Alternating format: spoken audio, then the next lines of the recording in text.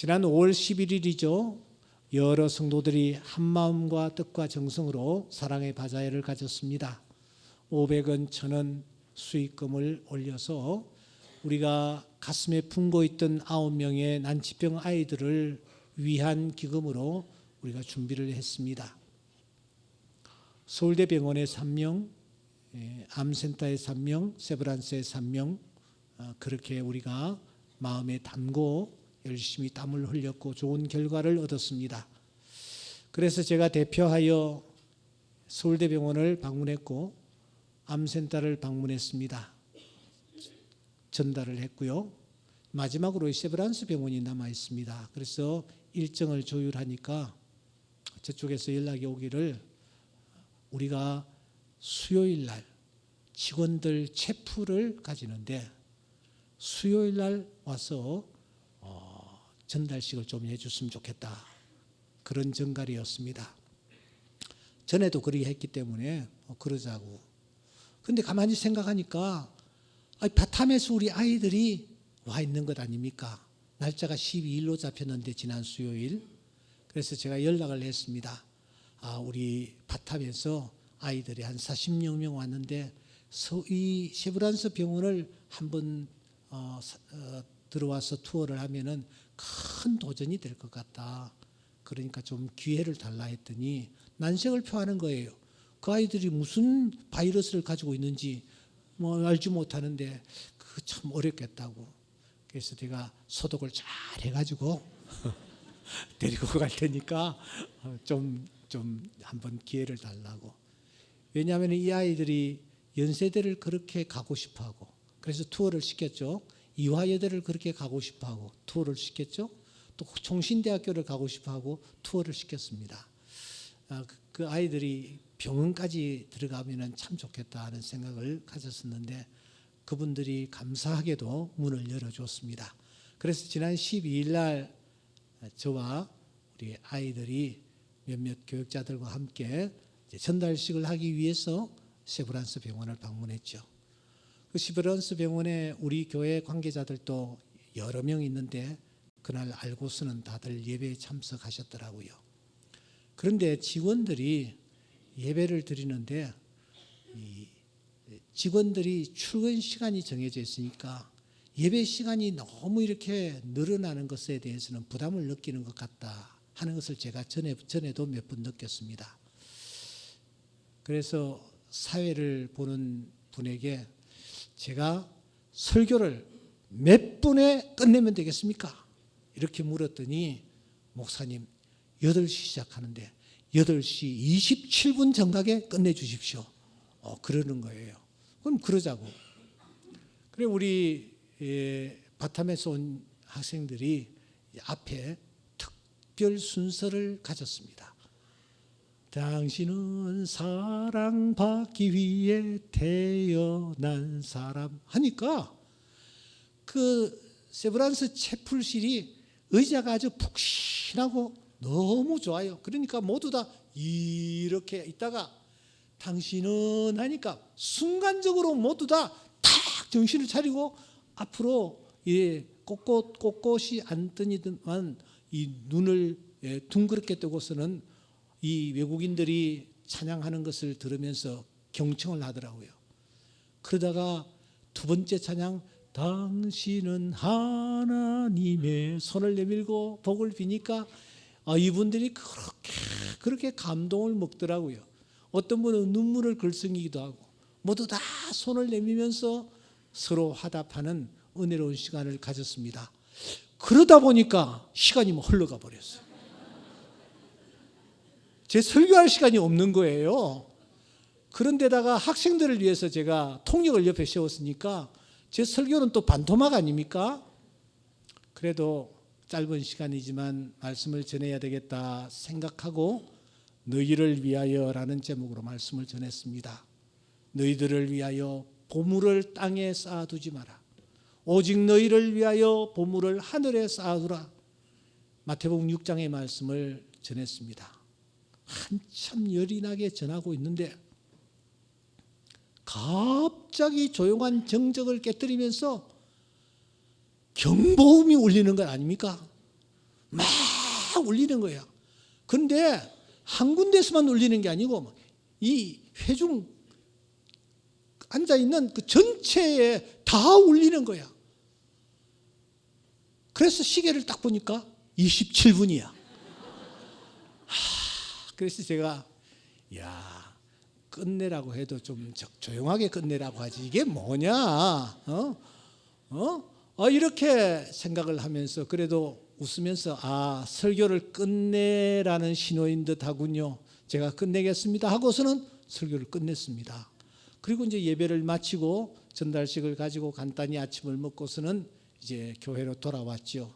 교회에서 여러 가지 이런저런 일들을 하고 있는데 오후 3시쯤 되어서 어떤 사람이 저에게 얘기했습니다. 목사님 참 이상해요. 뭐가? 27분 말입니다. 예? 무슨 27분? 아침에 27분에 곳곳에서 예배실에 경보음이 울렸지 않습니까? 울렸지. 그런데 그 경보음이 설교를 끝내라는 경보음이 아니라 전북 무안에서 지진이 났는데 그 지진에 대한 경보음이 8시 27분에 전국적으로 쫙 퍼졌다라는 거예요. 집에 가셔서 한번 확인해 보십시오. 지난 6월 12일 수요일 오전 8시 27분 아마 여러분들의 핸드폰에도 전부 경보음이 그 시간에 울렸을 거예요. 그래서 제가 이 경보음이 어디까지 울렸나 하는 생각이 들어가지고 마침 우리 교회 안수 집사님이 스위스에 지금 여행 중인데 스위스에 내가 카톡을 보내는 거 아닙니까? 집사님 그쪽에서도 경보음이 울렸습니까? 8시 27분 말입니다. 거기에 대한 단문은 제가 여기서 드러내지 않겠습니다. 어떻든 그런 일이 있었습니다. 사랑하는 여러분, 우리 앞에 펼쳐질 일들에 대해서는 우리가 예기치 못합니다. 언제 지진이 일어날지, 언제 해일이 덮칠지 알 수가 없지 않습니까? 그런데 확실한 것 하나 있습니다. 그것은 내가 죽는다라는 거예요. 내가 죽는다라는 거예요. 진시 황제가 그렇게 살려고 발부둥을 쳤지만 그가 사라져 버렸습니다. 성경은 우리에게 말합니다. 한 번 죽는 것은 사람에게 정해진 것이요. 그 후에는 무엇이 있다고요? 심판이 있을 것이라고 우리에게 말씀합니다. 그렇습니다. 한 번 죽는 것은 모두에게 정해져 있습니다. 또 하나 확실한 것 하나 있습니다. 우리가 죽는 것과 마찬가지로 더 확실한 것 하나 있으니 그것은 바로 우리 주님께서 다시 재림하신다라는 사실입니다. 믿습니까? 주님은 다시 재림하십니다. 우리에게 이렇게 말씀하셨습니다. 내가 너희를 위하여 거처를 예비하러 가노니 가서 너희를 위하여 거처를 예비하면 내가 다시 와서 너희를 내게로 영접하여 나 있는 곳에 너희도 있게 하리라. 이 말씀을 하신 주님은 사망의 권세를 이기신 분이십니다. 이 말씀을 전하신 주님은 부활하신 주님이십니다. 이 말씀을 우리에게 하신 그 주님은 부활하실 뿐만 아니라 하늘로 승천하신 우리의 구원자이신 주님이심을 믿습니다. 그 주님이 내가 다시 오마 약속하셨습니다. 내가 와서 너희들을 내게로 데리고 가리라 약속하셨습니다. 그러므로 이 주님의 약속에 대해 천사들까지도 이렇게 말합니다. 갈릴리 사람들아 어찌하여 하늘을 쳐다보느냐? 너희 가운데서 하늘로 올리우신 이 예수는 하늘로 가심을 본 그대로 오시리라. 바울도 말합니다. 주께서 호령과 천사장의 소리와 하나님의 나팔 소리로 친히 하늘로부터 강림하실 것이다. 베드로 사도도 우리에게 말합니다. 그러나 주의 날이 도적같이 오리니 이 일을 친히 주관하실 주님은 좀 더 상세하게 우리에게 알려주십니다. 마태복음 24장 27절 말씀해 보시면 번개를 동원합니다. 번개가 갑자기 동해에서 서편까지 번쩍임과 같이 주님의 재림이 우리 앞에 나타날 것이라는 것입니다. 30절에 보시면 인자의 징조가 하늘에서 보이는데 그때는 땅의 모든 족속들이 큰 영광으로 주님께서 오시는 것을 보게 될 것이라고 말씀합니다. 이어지는 31절에는 큰 나팔 소리와 함께 천사들이 나타날 것이요 택하신 자들을 하늘 이 끝에서 저 끝까지 사방에서 모을 것이라고 말씀했습니다. 어렸을 때는 이 말씀이 잘 이해가 되지 않았습니다. 이 넓은 지구촌에 주님이 재림하신다 치자, 그러면은 주님이 저 유럽에 임재하시면 우리 한국에 있는 사람들은 어떻게 볼 수 있단 말인가? 한쪽은 여름이고 한쪽은 겨울이지 않는가? 한쪽은 밤이고 한쪽은 낮이지 않는가? 그런데 모든 사람들이, 모든 족속들이 다 볼 수 있도록 주님께서 어떻게 재림하신단 말인가? 이런 생각을 어렸을 때는 했습니다만, 여러분, 경보음이 딱 울리면 그 순간 모든 사람들에게 경보음이 전해지는 것처럼 주님께서 재림하시는 그 순간 주님의 재림의 나팔 소리, 경보음이 울리기 시작하면 이 경보음은 지구촌의 모든 사람들에게 동시에 다 전해지는 놀라운 역사가 일어날 것입니다. 그러므로 주님의 재림이 천년왕국 전인지 후인지, 그 천년이라는 숫자가 문자적으로 천년인지 아니면은 상징적으로 천년일지, 그 주님의 재림이 공중에서 한번 나타나고 다시 지상에 나타나는 두 번 재림일지, 그 주님의 재림이 단번에 재림일지, 우리가 이런 문제를 가지고 핏대를 올릴 필요가 없습니다. 분명한 것 하나는 있습니다. 우리에게 죽음이 곧 있을 것처럼 주님의 재림 또한 우리 앞에 분명히 나타날 줄 믿습니다. 이 재림 신앙으로 무장해 있는 우리 충정재단의 모든 분들이 다 되실 수 있기를 주의 이름으로 축원합니다. 그래서 요한계시록은 주님이 재림하신다라는 이 말씀으로 시작하는 것입니다. 볼지어다 그가 구름을 타고 오시리라. 각 사람의 눈이 그를 보겠고 그를 찌른 자들도 볼 것이요 땅에 있는 모든 족속이 그로 말미암아 애곡하리니 그러하리라. 아멘. 아멘. 아멘. 아멘이라는 이 단어는 어떤 문장이 끝났을 때에 그때 아멘이라는 단어가 여러분 이어지는 것입니다. 그런데 계시록 1장 7절입니다. 문장의 중간입니다. 시작도 하지 않았습니다. 그런데 거기에 아멘이라는 단어가 여기에 나타나고 있습니다. 그만큼 주님의 재림은 확실한 사실이요 분명히 우리 앞에 나타날 그런 사건이라는 것을 오늘 우리에게 확실하게 보여주는 것입니다. 그러면 이 재림과 함께 우리 앞에 어떤 상황이 펼쳐질까요? 어떤 상황이 펼쳐질까요? 계시록 19장은 재림장입니다. 그리고 오늘 우리가 펼친 계시록 20장은 재림 후에 어떤 상황이 우리 앞에 펼쳐지는지를 우리에게 자세하게 알려주고 있습니다. 여러분 11절을 한번 앞을 바라보시면서 크게 또박또박 읽도록 하겠습니다. 시작. 또 내가 크고 흰 보좌와 그 위에 앉으신 이를 보니 땅과 하늘이 그 앞에서 피하여 간 데가 없더라. 주님의 재림이 나타났을 때에 제일 먼저 하늘에 흰 보좌가 쫙 펼쳐진답니다. 그런데 19장 11절을 주목하십시오. 재림의 주님도 흰 말을 타셨습니다. 13절 그 뒤를 따르는 사람들도 흰 옷을 입었습니다. 하늘에 펼쳐진 심판대의 색깔도 흰 색깔입니다. 온통 흰색입니다. 흰색은 무엇을 상징할까요? 흰색은 거룩과 성결과 위엄을 드러내는 색깔입니다. 우리 하나님의 판결은 흠이 없습니다.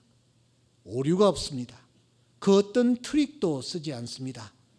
그 누구도 그러므로 이 주님의 판결 앞에서 이의를 달거나 토를 달 자가 없습니다.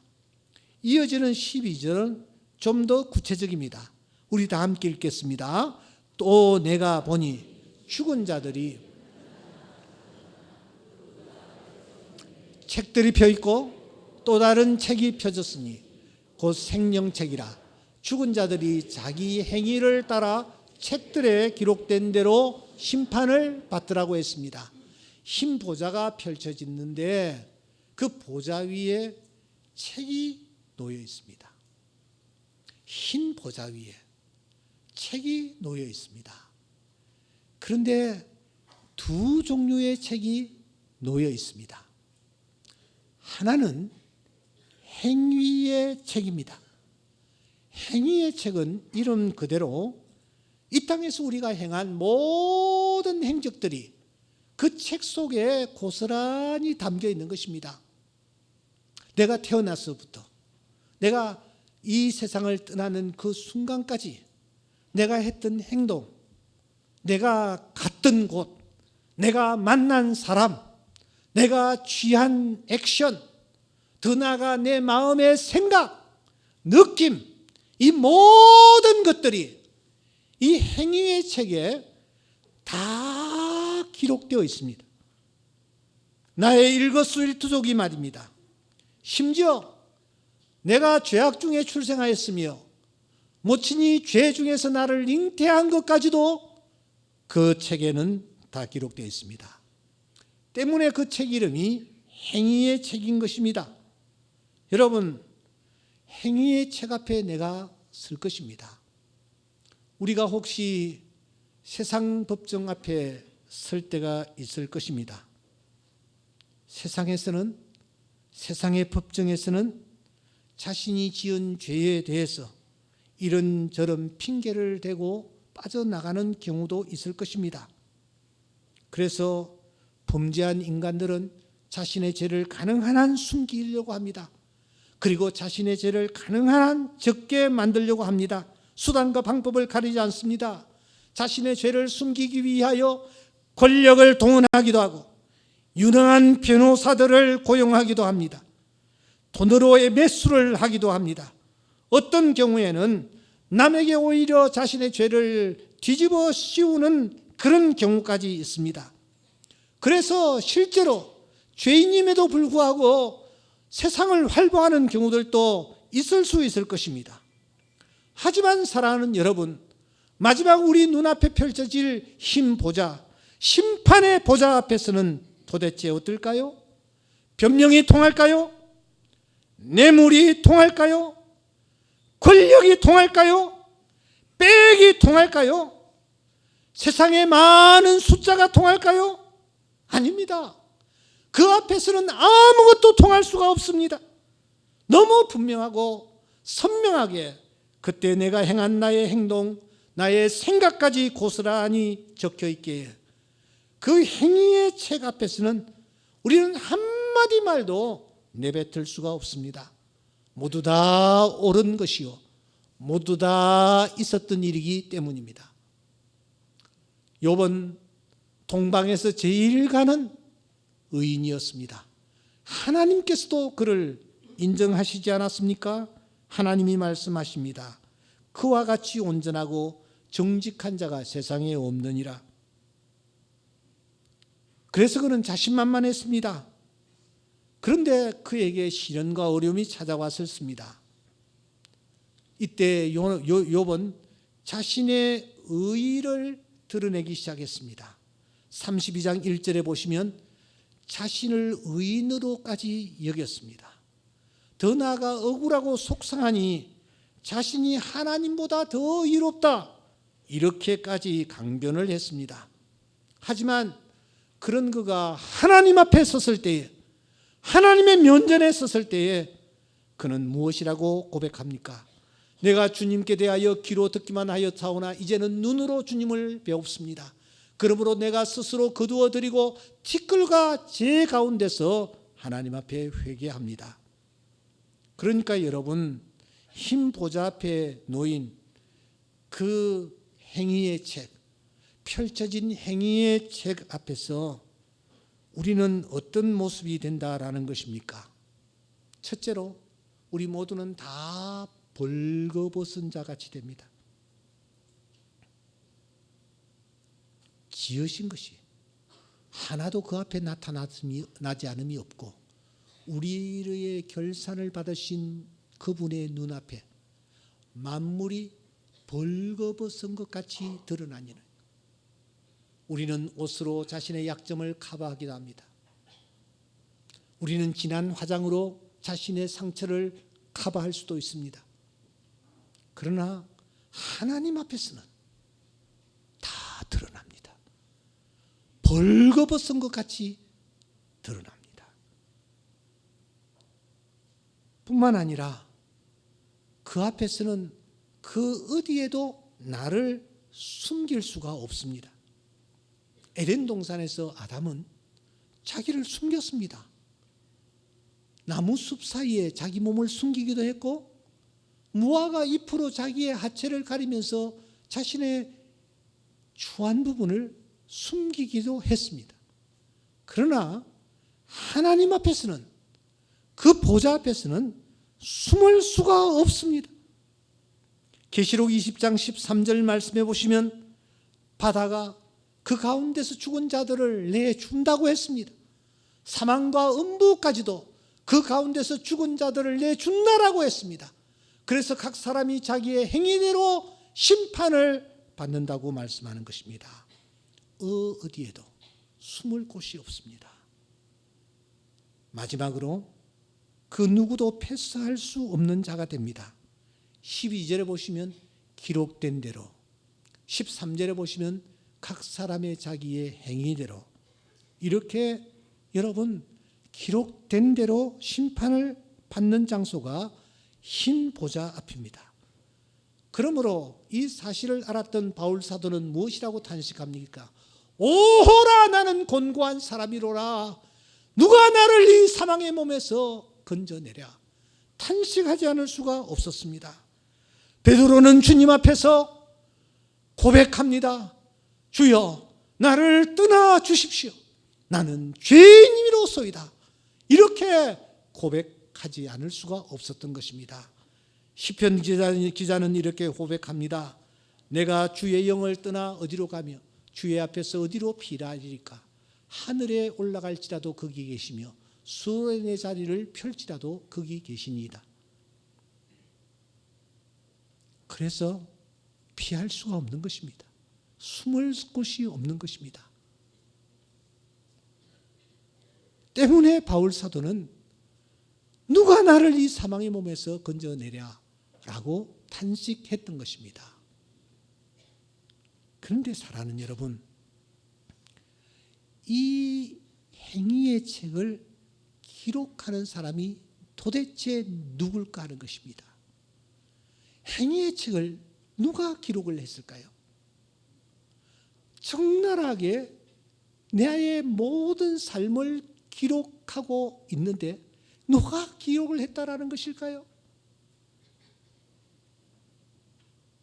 오늘 성경에 보시면 행위의 책이라고 하지 않고 행위의 책들이라고 말씀합니다. 누가 기록을 했을까요? 로마서 14장 11절에 보시면 모든 무릎이 주님 앞에 무릎을 꿇게 될 것이며 모든 혀가 하나님께 자백을 스스로 할 것이라고 말씀합니다. 이 말씀은 그 행위의 책을 기록한 저자가 누군지를 우리에게 알려주는 것입니다. 그렇습니다. 바로 내 자신입니다. 우리는 일생을 살아가면서 책을 한 권 쓰고 있습니다. 그 책 이름은 제목이 옥성석의 책입니다. 여러분의 이름이 들어가 있는 책입니다. 내가 지금 책을 한 권 쓰고 있습니다. 그 책이 어느 날 흰 보좌 앞에 놓여질 것이며 그 쓰여진 책을 따라 내가 심판을 받게 된다라는 것입니다. 그런데 그 책을 쓸 때에 나는 어떤 재료를 가지고 쓰느냐? 예레미야 17장 1절 말씀해 보시면 내가 쓰고 있는 책에 무엇을 가지고 쓰느냐? 금강석 끝 철필로 기록을 한다. 새겨진다라는 것입니다. 누구도 다시 고칠 수 없을 정도로 아주 또렷하고 아주 분명하게 나의 죄악들을 금강석 끝 철필로 내가 기록을 하고 있는 것입니다. 때문에 이것을 아무리 내가 지워버리려고 해도 지워지지가 않습니다. 예레미야 2장 22절 말씀을 기억합니까? 내가 잿물로 스스로 씻으며 내가 많은 비누를 쓸지라도 내 죄악이 내 앞에 그대로 있을 것이라고.